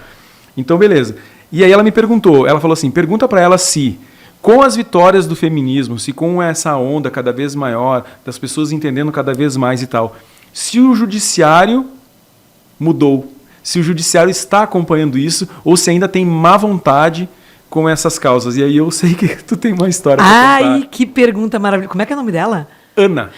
Ai, que pergunta maravilhosa, Ana, porque eu vim com isso, a história que aconteceu essa semana, mas assim, sim, temos vitórias no judiciário, muitas vitórias. Primeiro, com essas modificações da Lei Maria da Penha, a gente tem essa questão da discussão de gênero dentro das próprias leis, né, dentro do próprio judiciário. A gente tem a luta feminista de ocupação de lugares de juízas, né, a gente tem um maior número de juízas, um monte de juízas ocupando aquele espaço de mulheres. Nós, advogadas, temos no Rio Grande do Sul o maior número de advogadas mulheres, é maior que homens.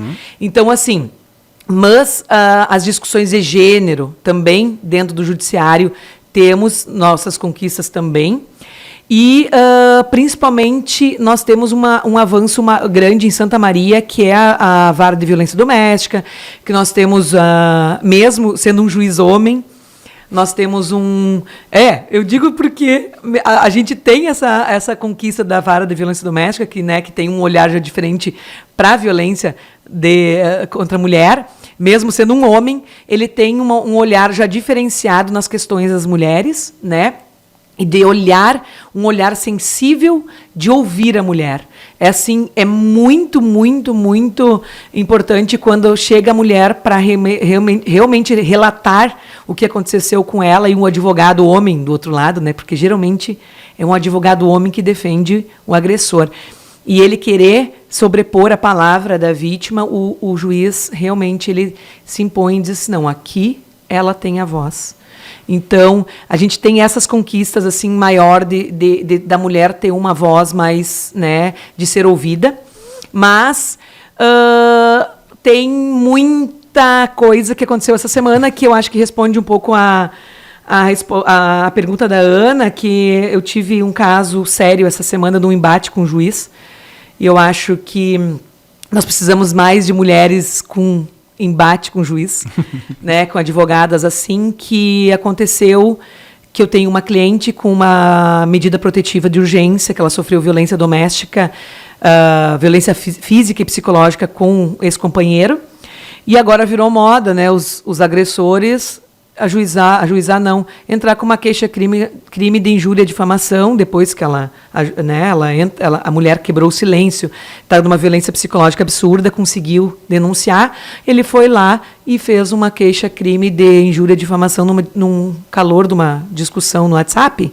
Sabe aquela discussão de WhatsApp entre marido e mulher, e ela diz assim, porque agora tu virou machão, agressor de mulher. Aí ele foi lá e ingressou com uma queixa-crime de injúria que ela estava ferindo com a honra dele, tá? Mas eu preciso falar isso porque isso é ridículo. E eu preciso falar. E daí ela me procurou, né? E por quê? Porque ela foi intimada para audiência de conciliação dessa queixa-crime. Tá? Ela tem uma medida protetiva de urgência que proíbe o agressor de contato pessoalmente ou virtualmente com a vítima, ou com familiares, ou com amigos pessoais, e com restrição com o filho, tá?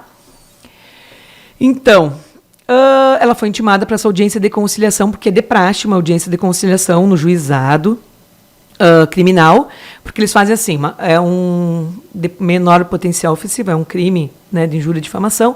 Eles fazem uma audiência de conciliação onde a querelante, eu digo réu, então é mais fácil de entender.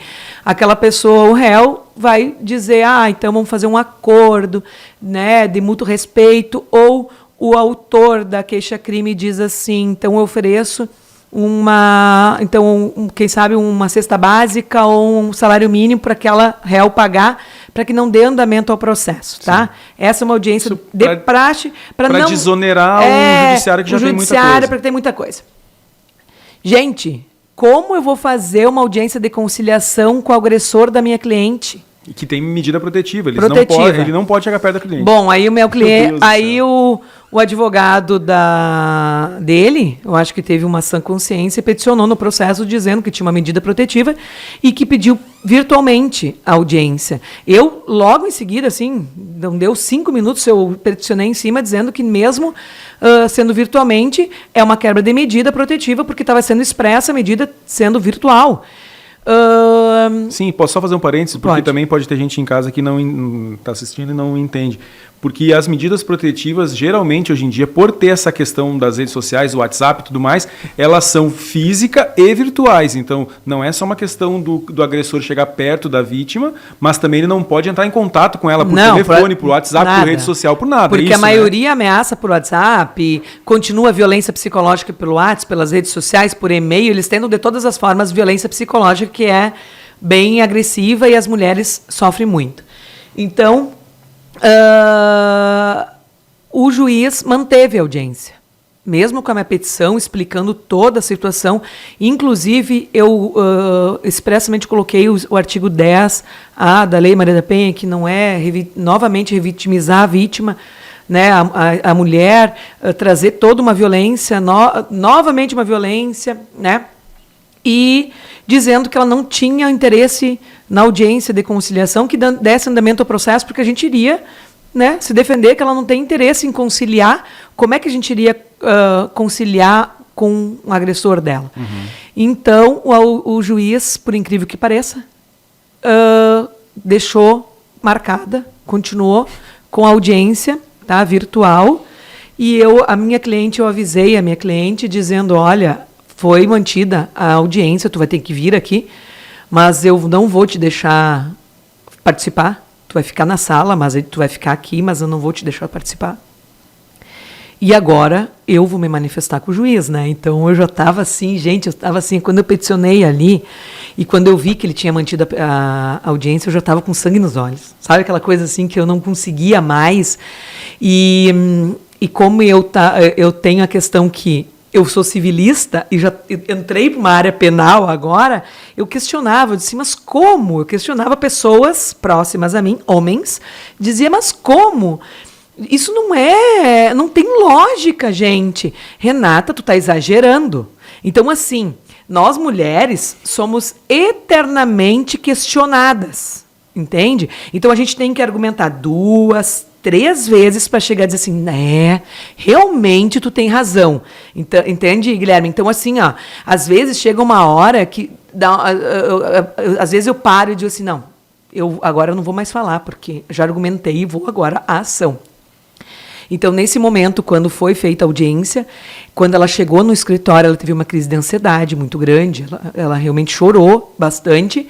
Eu acalmei ela, eu disse assim, agora tu fica tranquila. Quando eu entro no processo, ele entrou com uma petição dizendo que não ia comparecer e colocou um atestado.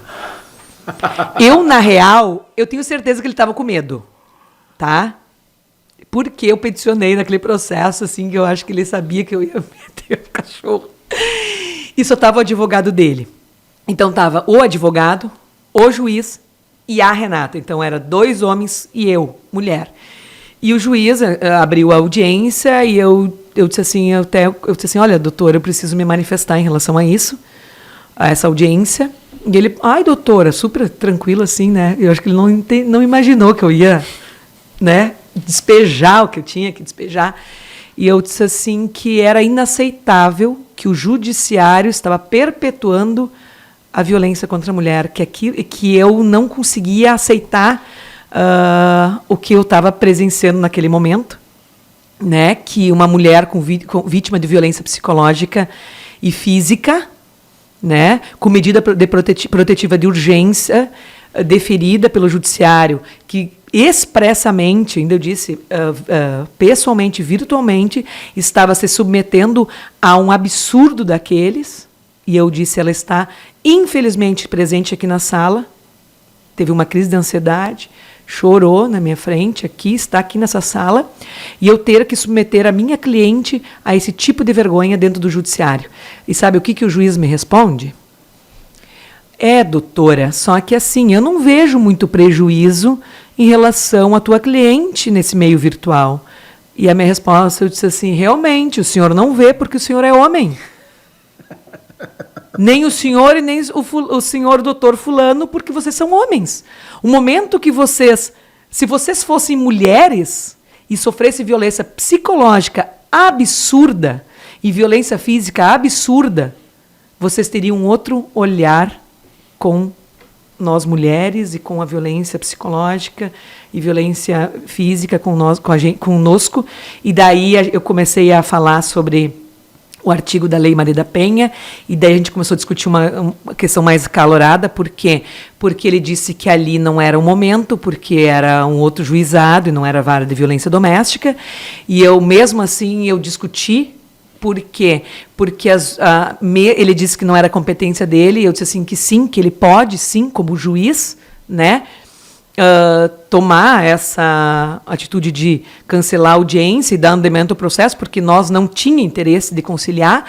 E eu disse, como é que eu vou conciliar ou pedir desculpa ou pagar um salário mínimo para o agressor da minha cliente enquanto ela discute alimentos para o filho dela, né? Que ele quer diminuir de 30% para 20% que não tem dinheiro, ela é uma pessoa que não tem condições suficientes, e ainda ele tem a audácia, né? Então não tem o que discutir, vamos dar andamento ao processo e eu vou defender ela. Então foi uma situação bem acalorada da discussão. O advogado não teve nem o que falar, meio que gaguejou assim e deu andamento ao processo. Mas, Ana, é esses tipos de atitude. Eu não imaginava que eu teria uma audiência dessas, sabe? Mas eu não consegui me segurar. Eu acho que ele poderia até me dar um xingão, mas eu não me vejo como ele como meu superior. Eu acho que a gente está num patamar de igualdade, né? Eu tenho o meu trabalho, ele tem o dele, e eu acho que eu tenho também o direito de me manifestar em relação à minha cliente. É isso.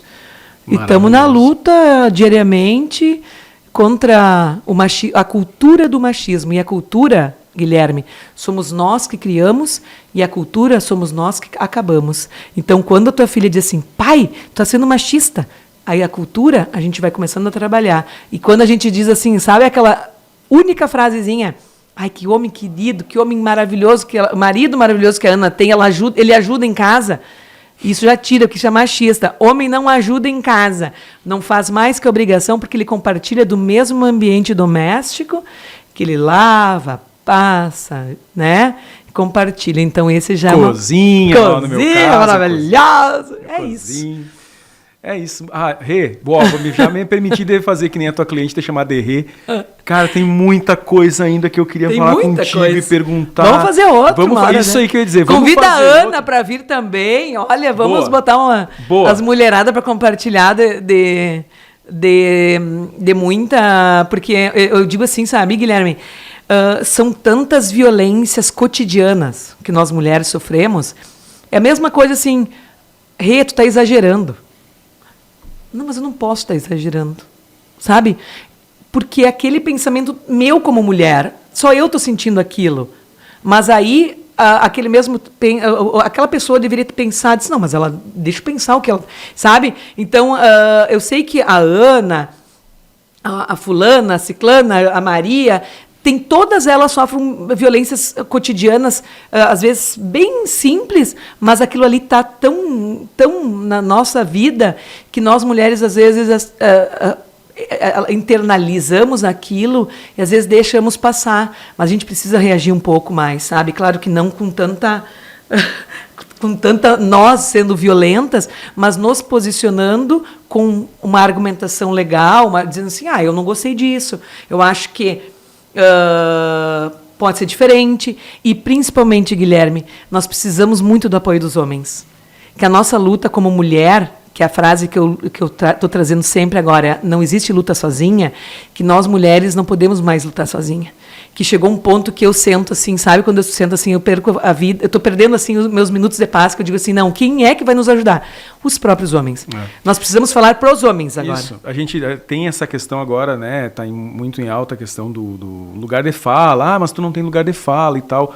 E eu, cara, de coração eu entendo mesmo, só que às vezes eu ainda busco me meter um pouquinho, porque eu tenho a sensação que tem homem que ele é tão machista que ele só vai ouvir determinadas coisas se vier de outro homem. Mas aí tu tem lugar de fala. As mulheres falando sozinhas, mas aí tu tem lugar de fala. Homem com homem é lugar de fala de homem com homem. E quando o homem fala, tipo assim, Guilherme, tu vai falar com o teu amigo, vai dizer assim, cara, para com isso, cara, tu tá sendo ridículo. Isso aí é ridículo, é machismo, aí tu tá sendo violento, ou isso aí é uma atitude ridícula que tu não tem que mais perpetuar. Ele vai te ouvir. Se eu falar, aquela mulher feminista. Isso aí, infelizmente é assim.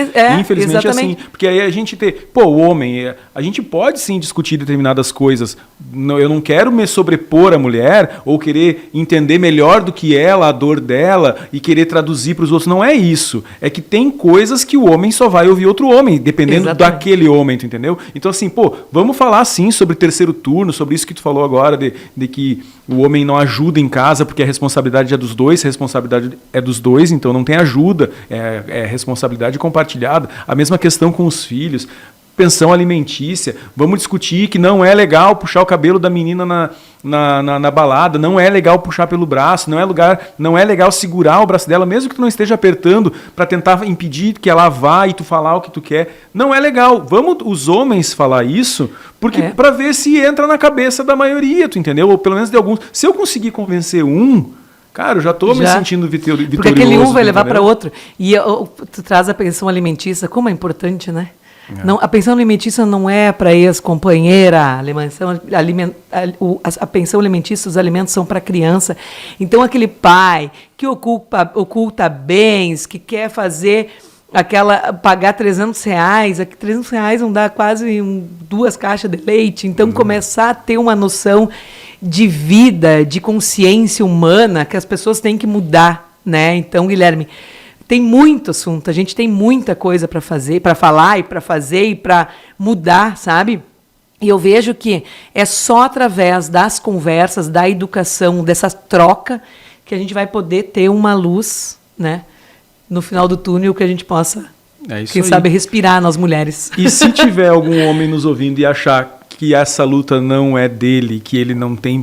Por que ele vai se envolver nisso? Pensa que tu tem uma mãe, né? Não nasceu de chocadeira, né? Tem uma mãe. Então tu tem uma mãe e que um dia tu pode ter uma filha, né? Tu falou que o teu feminismo nasceu com a tua filha. O da Ana também. Ela, claro, ela já tinha, assim... Ela nunca foi uma mulher submissa, nunca, longe disso. Mas ela não se atentava tanto a essas questões. E depois e a gente descobriu, inclusive... Que a Olivia era menina, a gente fez ultrassom no dia 8 de março. Ai, que legal. Do ano que ela nasceu. E aí foi no dia 8 de março que a gente descobriu que ela era menina. Até aquela data foi um pouco infeliz, porque eu me lembro que a gente brigou naquele dia, por algum motivo que eu não lembro qual. Briguei com a minha esposa no dia 8 de março e o dia do ultrassom que eu descobri que a minha filha era menina. Isso me marcou. Até hoje eu lembro que a gente teve uma briga. Não lembro o motivo, mas eu lembro que a gente brigou. Então, assim... E isso passou a me preocupar também. Não é só a ela que preocupa. Não é assim, minha filha é menina, minha mulher é mulher, então ela se preocupe com essa questão aí do feminismo. Eu também passei a me preocupar. E cara, se os homens estiverem achando que isso não tenha nada a ver com eles, é só lembrar que eles vieram de uma mulher e que eles ainda podem ter uma filha. Se for necessário pensar egoisticamente no assunto. Se não for, pensa só Eu já digo também, vão se tratar, como falam pra gente. Verdade. Rê, brigadão, vamos ver se a gente faz outro, de repente a gente enche essa mesa de mulher aqui para discutir esse assunto. Eu acho que a gente pode trazer umas 2 mulheres a mais aqui para a gente trazer umas trocas. Eu acho isso bem legal também. Eu agradeço assim do fundo do coração. Acho que sempre essas discussões são ótimas. Eu que agradeço e agradeço ter conversado tão abertamente, tão francamente sobre alguns casos. E vamos conversar mais aí outra vez. Vamos. Tá bom? Muito obrigado para você que nos acompanhou até aqui. Né? Porque quem veio até aqui é porque assistiu inteiro o episódio, né? Quem não pode assistir e tal, vai ali, vai ter cortes e tudo mais. Fica aqui o convite, então, para acompanhar ali o Instagram do Bocas do Monte Podcast e o YouTube do Bocas do Monte Podcast, ele que também passa na TV Santa Maria. Valeu, obrigado, até o próximo episódio, então. Tchau, tchau.